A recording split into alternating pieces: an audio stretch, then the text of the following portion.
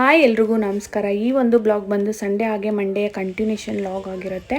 ಬೆಳಗ್ಗೆನೇ ಬ್ರೇಕ್ಫಾಸ್ಟ್ ಎಲ್ಲ ಮುಗಿಸಿ ವಿಜಯ್ ಸ್ವಿಮ್ಮಿಂಗಿಗೆ ಅಂದ್ಬಿಟ್ಟು ದುವೀಕ್ನ ಮತ್ತು ಅಪ್ಪನ ಇಬ್ಬರನ್ನೂ ಕೂಡ ಕರ್ಕೊಂಡು ಹೋಗಿದ್ರು. ಈ ಸಂಡೇ ನಾವು ಆಚೆ ಎಲ್ಲೂ ಹೋಗಲಿಲ್ಲ, ಮನೆಯಲ್ಲೇ ಟೈಮ್ನ ಸ್ಪೆಂಡ್ ಮಾಡೋಣ ಅಂದ್ಬಿಟ್ಟು.